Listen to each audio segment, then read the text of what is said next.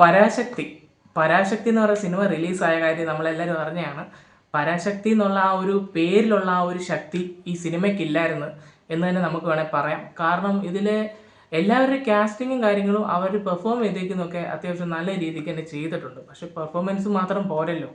നമ്മളൊരു സാധനം കാണാൻ പോകുമ്പോൾ നമുക്ക് ലാഗ് അടിക്കാതെ നമ്മളെ കൊണ്ടുപോകാൻ അവർക്ക് സാധിച്ചെങ്കിൽ മാത്രമേ ആ സിനിമ എല്ലാം കൊണ്ടും വിജയിക്കത്തുള്ളൂ. അങ്ങനെ വെച്ച് നോക്കുമ്പം നല്ല രീതിക്ക് ഓർമ്മഗുളിയായിട്ടുള്ളൊരു പടമായിരുന്നു പരാശക്തി എന്ന് പറഞ്ഞ സിനിമ. എനിക്ക് പേഴ്സണലി അങ്ങനെയാണ് ഫീൽ ചെയ്തത്. പിന്നെ ഈ സിനിമയിൽ നിന്ന് രക്ഷപ്പെട്ട കുറച്ച് ആൾക്കാരുണ്ട്. ഒന്ന് സൂര്യ, രണ്ടാമത്തെ നമ്മുടെ ദുൽഖർ, മൂന്നാമത്തെ നസ്രിയ. ഇവർ മൂന്ന് പേരുമാണ് പക്ക എസ്കേപ്പ് ആയിരുന്നു ഈ ഒരു സിനിമയിൽ നിന്ന്. എസ്കേപ്പ് എന്ന് പറഞ്ഞാൽ ഇമാതിരി ഒരു എസ്കേപ്പ്. ഈ ഒരു എസ്കേപ്പ് ചെയ്യുന്ന കാര്യത്തിൽ ഏറ്റവും വിദഗ്ധരാണ് നമ്മുടെ ദുൽഖർ സൽമാൻ. ദുൽഖർ സൽമാൻ എസ്കേപ്പ് ചെയ്ത തമിഴ് സിനിമകൾ നോക്കിക്കഴിഞ്ഞ് കഴിഞ്ഞാൽ നമുക്ക് മനസ്സിലാകും ആ സിനിമകളുടെ അവസ്ഥ എന്തായിരിക്കും എന്നുള്ളത്. ആ ഒരു രീതിക്ക് തന്നെ ദുൽഖർ ഇതിൽ നിന്ന് മാറിയപ്പോഴും ആൾക്കാരുടെ മൈൻഡിൽ ഉണ്ടായിരുന്നു, ദൈവമേ ഈ സിനിമ ഇനിയും കൊള്ളത്തില്ലായിരിക്കുമോ എന്നുള്ളൊരു സാധനം ഉണ്ടായിരുന്നു. അതുപോലെ തന്നെ ഇപ്പോൾ ഏകദേശം വന്ന് സംഭവിച്ചിരിക്കുകയാണ്.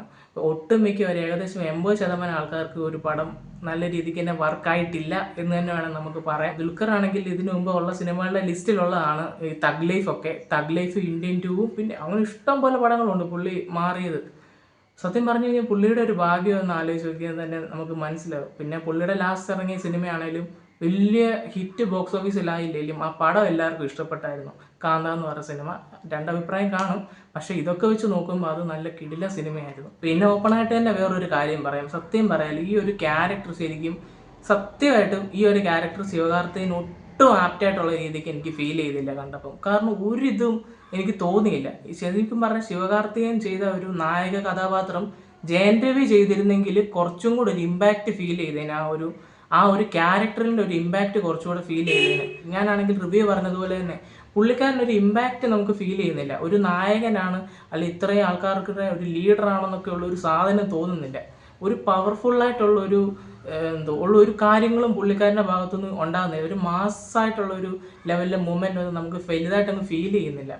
അത് തന്നെ ഒരു ഭയങ്കര നെഗറ്റീവായിട്ട് എനിക്ക് തോന്നിയായിരുന്നു.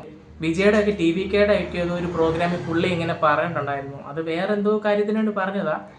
തീയശക്തി എന്ന് പറഞ്ഞിട്ടുണ്ടായിരുന്നു. അപ്പം നമ്മൾ കൂടുതൽ ആൾക്കാർ അത് ട്രോളിലാണ് കണ്ടിട്ടുണ്ട്. പരാശക്തി തീയശക്തി എന്ന് പറഞ്ഞ് എനിക്ക് പെട്ടെന്ന് ഈ ഒരു പടം കണ്ടു കഴിഞ്ഞ് നമ്മൾ തിയേറ്ററിൽ നിന്ന് ഇറങ്ങിയപ്പോൾ അതാ ഫീൽ ചെയ്തു. ശരിക്കും വിജയ് ഇങ്ങനെ തീയശക്തി എന്ന് പറയുന്ന ഒരു സാധനം എനിക്ക് പെട്ടെന്ന് ഓർമ്മ വന്ന് പെട്ടെന്ന് ഞാൻ തിയേറ്ററിൽ നിന്ന് ഇറങ്ങിയപ്പോൾ എനിക്കൊരു ചെറുതായിട്ടൊരു ചിരി വന്നായിരുന്നു ഈ ഒരു കാര്യം ഓർത്ത്.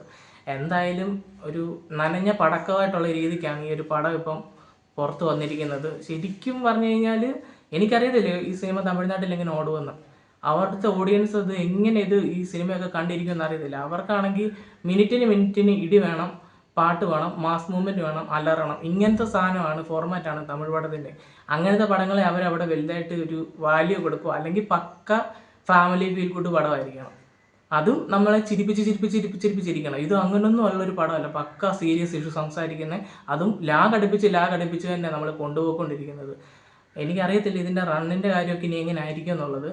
എന്തായാലും പൊങ്കലിന് വന്നൊരു മോശം എന്ന് പറയാമെന്ന് വെച്ചാൽ ഒരു അടിച്ചു പൊളിക്കാൻ പറ്റാതെ ഒരു പൊങ്കലായിപ്പോയി ഈ പ്രാവശ്യം തമിഴ് ഓഡിയൻസിൻ്റെ. പിന്നെ നമുക്കും അത് ബാധിക്കും എന്നുള്ള കാര്യത്തിൽ ഡൗട്ടില്ല. നമ്മുടെ ഇവിടെയും പടം ഇറങ്ങുന്നുണ്ട്. ഗോകുലം ഗോപാലിനൊക്കെയാണ് നമ്മുടെ ഇവിടെ ആ സിനിമ ഇറക്കുന്നത്. എന്തായാലും കഷ്ടമായി പോയി. അപ്പം നമ്മുടെ ഇന്നത്തെ വീഡിയോ ഇത്രയൊക്കെ ഉള്ളൂ.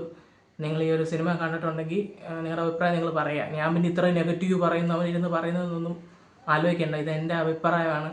എനിക്ക് സത്യം പറഞ്ഞാൽ നല്ല ഒരിതുണ്ട്. എനിക്ക് നല്ല ദേഷ്യമുണ്ട്. കാരണം ഞാൻ ശരിക്കും പ്രതീക്ഷയാണ് പോയത്. കാരണം സൂര്യ റിപ്പോർട്ടറിനൊക്കെ ശേഷം ഉള്ള ഒരു കോമ്പിനേഷൻ, സൂര്യ ഒഴികെ ബാക്കി എല്ലാവരും ആ ഒരു കോമ്പിനേഷനിലൊക്കെ ഒരു പടം വരുമ്പോൾ കിടില സാധനം. അത് സൂര്യ ചെയ്യാനിരുന്ന പടം. അപ്പം നമ്മുടെ വേറൊരു ഹൈപ്പാണ്. അപ്പം കിടില ഐറ്റം ആയിരിക്കും എന്നുള്ളത് ഉറപ്പിച്ചാണ് ഈ പടത്തിന് നമ്മൾ പോയത്. പക്ഷേ അപ്പം ഞാൻ പറഞ്ഞാലും നിങ്ങൾ നിങ്ങളുടെ അഭിപ്രായം എന്താണെന്ന് വെച്ചാൽ നിങ്ങൾ കമൻറ്റ് ചെയ്യുക. അപ്പം നമ്മുടെ ഇന്നത്തെ വീഡിയോ ഇത്രയൊക്കെ ഉള്ളൂ. ബൈ.